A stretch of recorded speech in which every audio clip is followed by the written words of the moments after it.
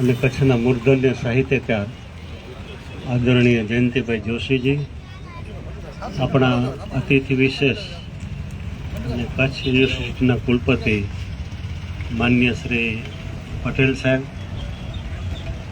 ભુજ નગરપાલિકાના પ્રમુખ રશ્મિબેન, પૂર્વ સાંસદ માન્ય પુષ્પદાનભાઈ, પૂર્વ ધારાસભ્ય માન્ય શિવજીભાઈ, પૂર્વ ધારાસભ્ય માન્ય મહેશભાઈ, ચેમ્બર ઓફ કોમર્સના પ્રમુખ ભાઈ શ્રી અનિલભાઈ, કચ્છ રાજપૂત ક્ષત્રિય સભાના પૂર્વ પ્રમુખ ભાઈ શ્રી જોરુભાઈ, અને મારી સામે ઉપસ્થિત સૌ મહાનુભાવો, શ્રોતાઓ નહીં પણ આ બધા મહાનુભાવો છે.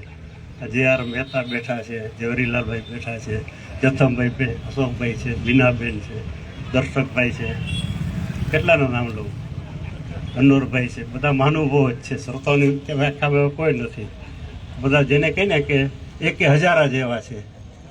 એટલે મંચ શ્રોતાઓમાં ઉપસ્થિત મહાનુભાવો, ભાઈઓ અને બહેનો, આપણે બે શ્રેષ્ઠ વક્તાઓને સાંભળવાના છે.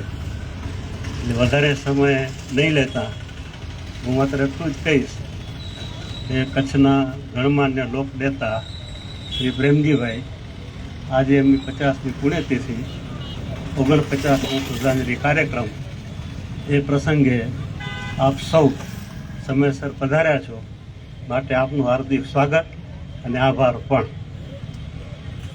એક ધનસુખભાઈ ધોળકિયાનો ઉલ્લેખ કરું, તાજેતરમાં દિવંગત થઈ ગયા.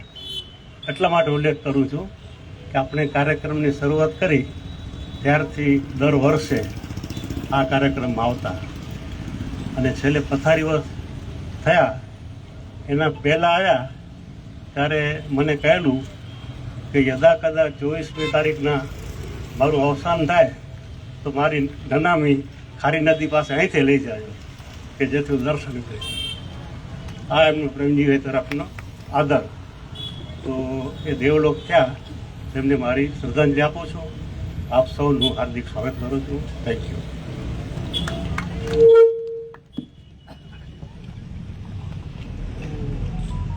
સાહિત્ય, શિક્ષણ અને સેવા, આ ત્રણેયના ત્રિવેણી સંગમ પર જેમનું નામ પ્રથમ ક્રમાંકે લેવું ગમે એવા શંકરભાઈના આભાર સાથે આજના આ કાર્યક્રમના અતિથિ વિશેષ માનનીય ડૉક્ટર શ્રી મોહનભાઈ પટેલ, કુલપતિ શ્રી કચ્છ યુનિવર્સિટી, આપના સન્માન માટે આપણે આવકારીએ મેનેજિંગ ટ્રસ્ટી શ્રી હિરેનભાઈ સચદેને. શ્રી હિરેનભાઈ સચદે પુસ્તક વડે આજના કાર્યક્રમના અતિથિ વિશેષ માનનીય ડૉક્ટર શ્રી મોહનભાઈ પટેલ, કુલપતિ શ્રી કચ્છ યુનિવર્સિટી,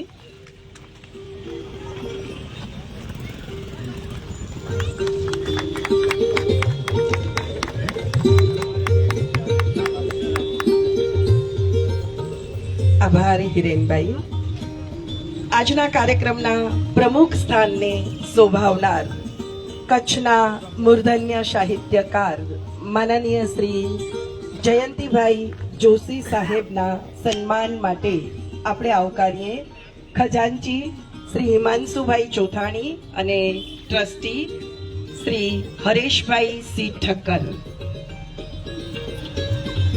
જયંતિ જોશી સબાબ સાહેબ આજના કાર્યક્રમના પ્રમુખ, એમનું સાલ વડે સન્માન કરશે ખજાનચી શ્રી હિમાંશુભાઈ ચોથાણી અને ટ્રસ્ટી શ્રી હરેશભાઈ સી ઠક્કર.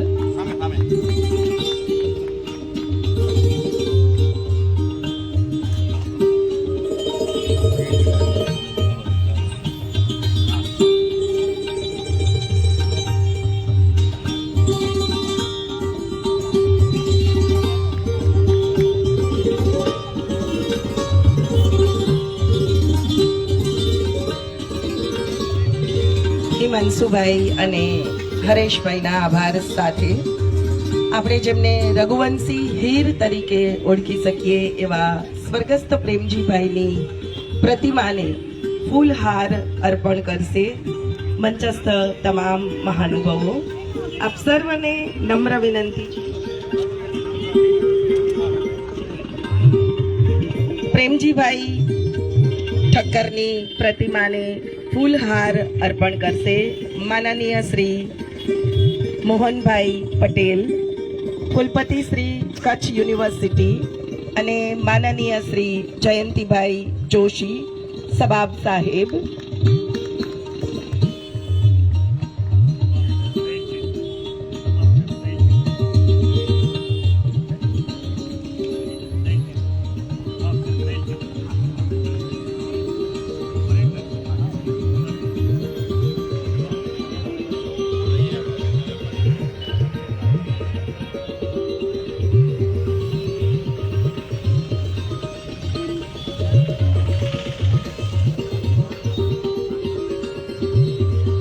માનનીય શ્રી જયંતિભાઈ જોશી સબાબ સાહેબને વિનંતી કરીએ કે તેઓ સ્વર્ગસ્થ પ્રેમજીભાઈના તૈલચિત્રને ફૂલહાર અર્પણ કરશે.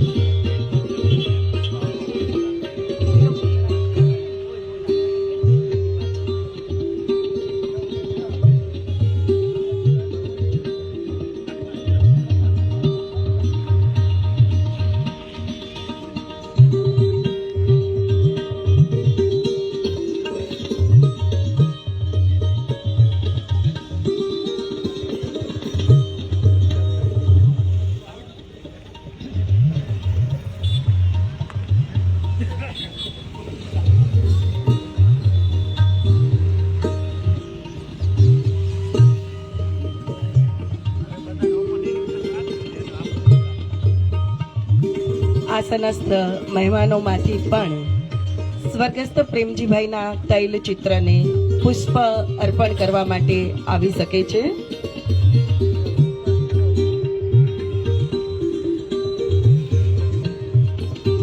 સ્વર્ગસ્થ પ્રેમજીભાઈના તૈલચિત્રને પુષ્પ અર્પણ કરવા માટે પધારેલ સૌ મહેમાનો અહીં આવી શકે છે.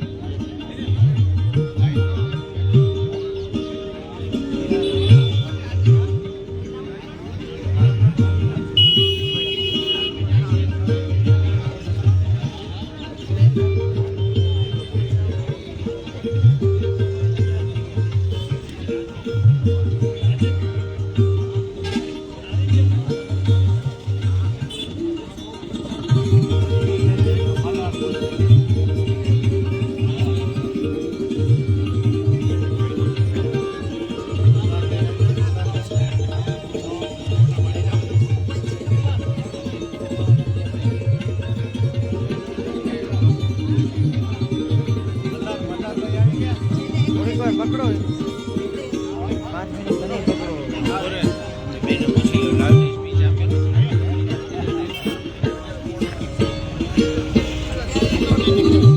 હા લઈ તો લીધી મેં લઈ લીધી મેં ના લઈ લીધી ને બોલે આવી 10 મિનિટ તમે પકડો લ્યો હવે અમે રાખી રાખો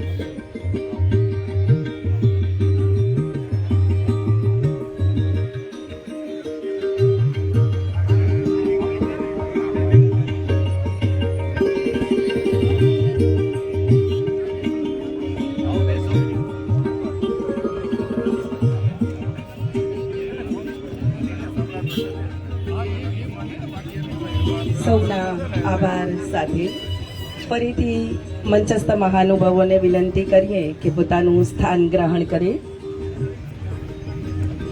સૌના આભાર સાથે મંચસ્થ મહેમાનોને વિનંતી કરીએ કે ફરીથી પોતાનું સ્થાન ગ્રહણ કરે.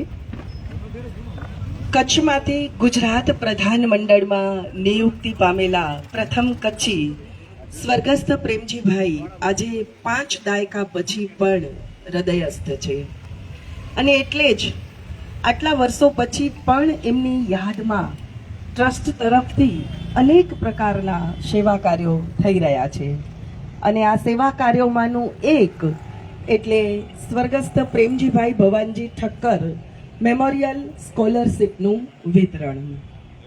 દર વર્ષની જેમ ચાલુ વર્ષે પણ આ ક્ષણેથી આપણે આ સ્કોલરશીપનું વિતરણ કરીશું, જેમાં સૌ પ્રથમ શ્રી પ્રેમજીભાઈ ભવાનજી ઠક્કર મેમોરિયલ ટ્રસ્ટ તરફથી સ્કોલરશીપ રૂપિયા 15,000 અને આ સ્કોલરશીપ એનાયત કરવા માટે આપણે આમંત્રિત કરીએ માનનીય ડૉક્ટર શ્રી મોહનભાઈ પટેલ, કુલપતિ શ્રી કચ્છ યુનિવર્સિટી. અને આ સ્કોલરશીપના હકદાર બન્યા છે કુમારી નિયતિ મુકેશભાઈ ઠક્કર, રહે ભુજ, BE કોમ્પ્યુટર એન્જિનિયરિંગ, 3જું વર્ષ. કુમારી નિયતિ મુકેશભાઈ ઠક્કર આગળ આવશે અને માનનીય ડૉક્ટર શ્રી મોહનભાઈ પટેલ પાસેથી પોતાની સ્કોલરશીપ સ્વીકારશે.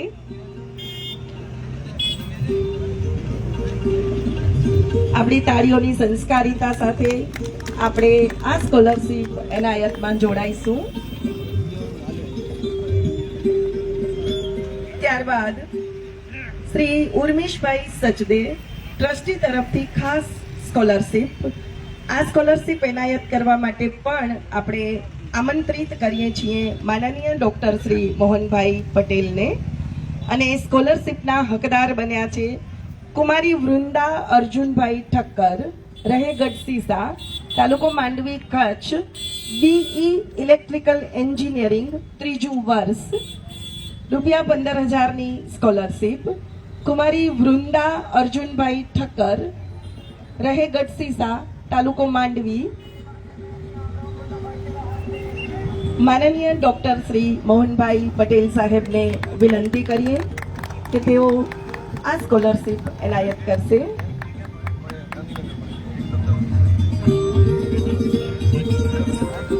શ્રી હિરેનભાઈ સચદે મેનેજિંગ ટ્રસ્ટી તરફથી ખાસ સ્કોલરશીપ.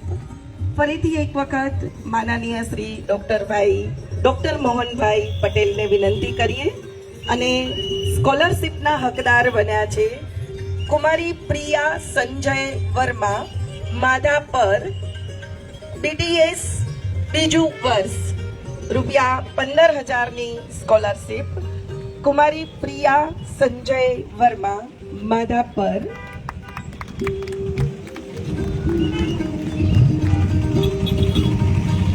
શ્રી પ્રતાપભાઈ મોતીરામ લોડાઈવાડા તરફથી ખાસ સ્કોલરશીપ.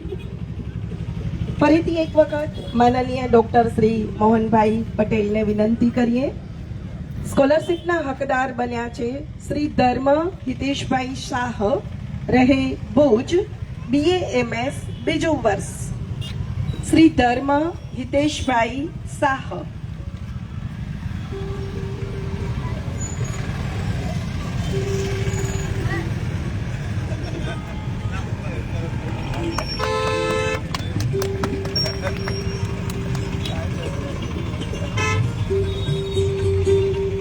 પુષ્પાબેન સચદે આમંત્રિત ટ્રસ્ટી તરફથી ખાસ સ્કોલરશિપ.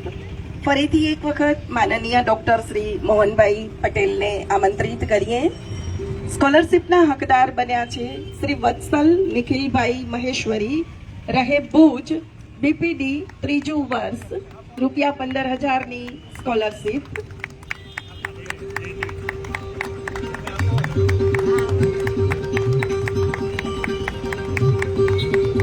શ્રી શંકરભાઈ સચદે પ્રમુખશ્રી તરફથી ખાસ સ્કોલરશિપ.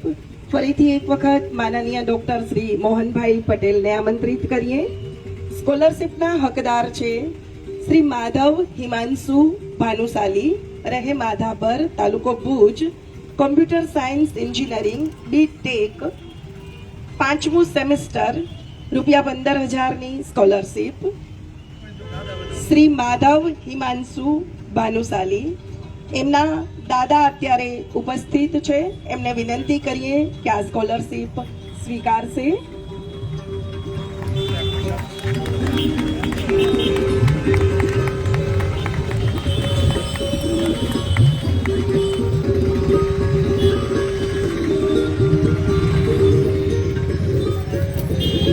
માનનીય ડોક્ટર શ્રી મોહનભાઈ પટેલ સાહેબ અને મંચસ્થ તમામના આભાર સાથે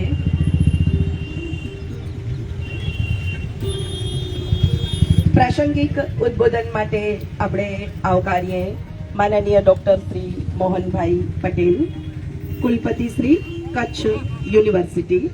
માનનીય શ્રી ડોક્ટર મોહનભાઈ પટેલ.